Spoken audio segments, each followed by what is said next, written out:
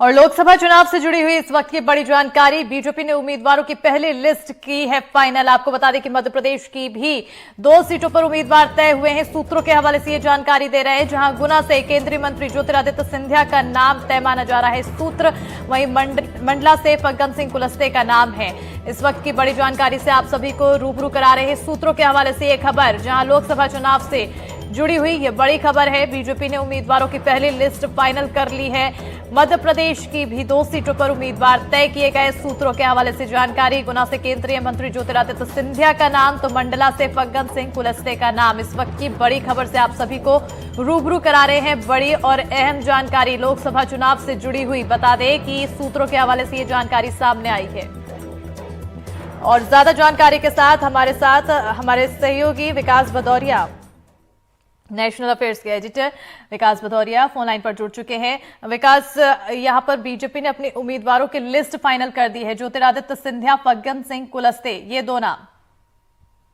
या बिल्कुल, देखिए, ज्योतिरादित्य सिंधिया को गुना शिवपुरी से लोकसभा उम्मीदवार बनाया जा रहा है। उनके खिलाफ पिछली बार जीते केपी यादव का टिकट काटा जा रहा है और फग्गन सिंह कुलस्ते का नाम मंडला से कंफर्म है। इसके अलावा शिवराज सिंह चौहान को विदिशा से लड़ाया जा सकता है। हमारे सूत्रों के मुताबिक उनका नाम होशंगाबाद सीट से भी है, लेकिन जो अभी तक की जानकारी उसके मुताबिक उनको अपने गृह जिले और गृहनगर विदिशा की लोकसभा सीट दी जा सकती है। तो ये महत्वपूर्ण 3 जो मध्य प्रदेश के नाम है जो पहली सूची में दिखाई दे सकते हैं, क्योंकि पहली सूची तकरीबन 150 उम्मीदवारों की आएगी और आज इसकी जानकारी दी जा सकती है। पार्टी की तरफ से उम्मीदवारों के नाम की घोषणा की जा सकती है।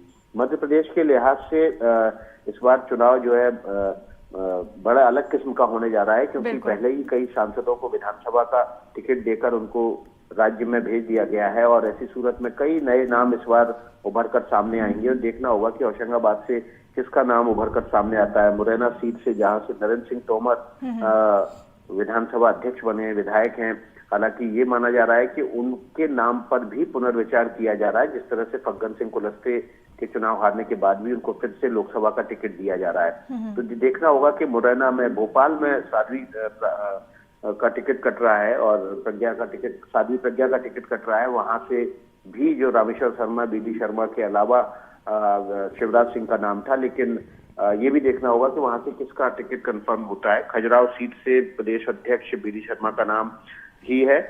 फिलहाल वे भोपाल सीट पर भी दावेदारी कर रहे हैं। तो महत्वपूर्ण जो जानकारी है वो आज दोपहर के बाद प्रेस कॉन्फ्रेंस करके बीजेपी की तरफ से साझा की जा सकती है, जिसमें 125 उम्मीदवारों की घोषणा, तकरीबन 125 से 150 उम्मीदवारों की घोषणा की जाएगी। बिल्कुल, ये तो 2 नाम सामने आए हैं, कहीं ना कहीं फाइनल बताए जा रहे हैं, लेकिन एक सबसे महत्वपूर्ण मध्य प्रदेश की जो सीट है वो है छिंदवाड़ा। इसको लेकर आखिर क्या कुछ अटकलें? देखिए, छिंदवाड़ा में जो 3 नाम हैं जो प्रमुख रूप से सामने उभर कर आ रहे हैं, उसमें बंटी साहू का नाम है, नत्थन शाह का नाम है और मोनिका भट्टी। इन तीनों नामों पर चर्चा हुई है, लेकिन फिलहाल जो फैसला है वो आला नेतृत्व ने फिलहाल टाला हुआ है, रिजर्व कर लिया है। तो अभी ये स्थिति साफ नहीं है कि वहां पर कांग्रेस के नकुल नाथ के खिलाफ बीजेपी किसे उतारेगी। नत्थन शाह और मोनिका भट्टी और बंटी साहू, ये 3 प्रमुख नाम हैं। इसके अलावा हो सकता है कि पार्टी वहां पर किसी बड़े चेहरे को भी चुनाव लड़ाने के लिए भेज दे।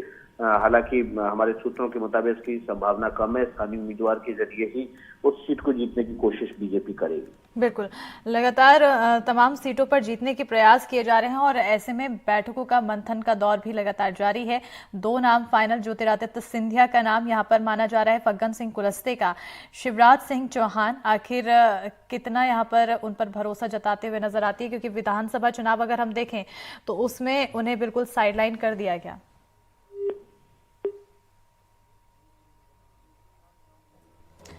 तो ये बड़ी जानकारी से रूबरू करा रहे हैं, जहां आपको बताते चले हैं कि अब सीटों को लेकर लगातार यहां पर उम्मीदवारों के नाम फाइनल किए जा रहे हैं। मध्य प्रदेश की 29 सीटें हैं, जिनमें से अभी 2 नाम फाइनल बताए जा रहे हैं।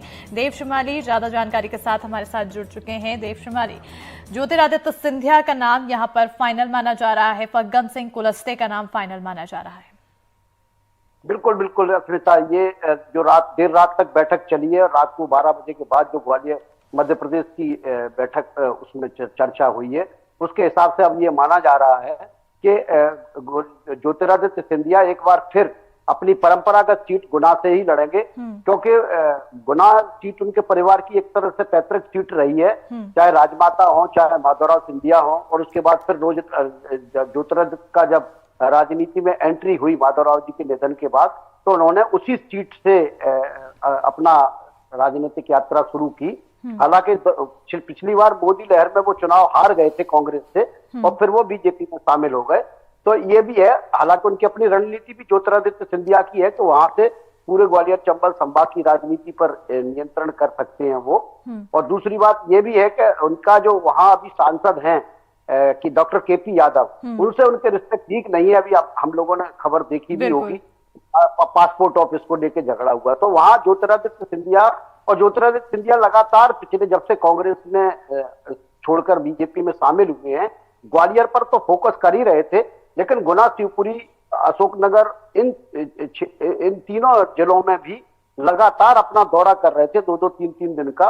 और ग्रास रूट तक उन्होंने अपना काम किया। विधानसभा चुनाव में भी उन्होंने जो है वहां न केवल काम किया बल्कि अच्छे रिजल्ट भी इन जिलों में दिए। तो लग भी रहा था कि वो दोनों सीटों से हैं। तो ये नाम लगभग फाइनल हो गए हैं। और अब अभी मुझे लगता है कि जब जो सूची अभी जो विकास जी बता रहे थे कि जो सूची आने वाली है, उसमें हो सकता है ग्वालियर चंबल संभाग से एक नाम और भी आ जाए कोई, क्योंकि भिंड में दोबारा से टिकट दे सकते हैं संध्या राय को, ऐसी बात चल रही है।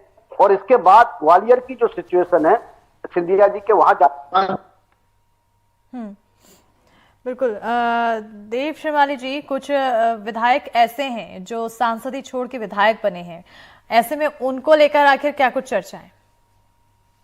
हाँ, देखिए, सांसदी छोड़ के विधायक बने, हालांकि हमारे ग्वालियर चंबल संभाग से तो ऐसा कोई विधायक नहीं बना है, लेकिन जिस तरह से हारे हुए को टिकट दे दिया फग्गन सिंह कुलस्ते को, उससे अब उनकी भी संभावनाएं बढ़ गई हैं। उनमें से भी किसी, जैसे रीति पाठक को टिकट दिया जा सकता है दोबारा से, या प्रहलाद पटेल को दिया जा सकता है, क्योंकि वो बीजेपी ने जो बहुत सारे सर्वे कराए हैं और उसके बाद अपने जो रायशुमारी करने के लिए लोग भेजे थे, जातिगत समीकरण है। तो अस्मिता, आप जानती है कि बीजेपी बहुत होमवर्क करती है। तो अगर उनको लगेगा कि क्योंकि ये चुनाव सामान्य चुनाव नहीं है, ये चुनाव भारत सरकार का चुनाव है, जो हर हालत में भारतीय जनता पार्टी जीतना चाहेगी और भारी बहुमत से जीतना चाहेगी।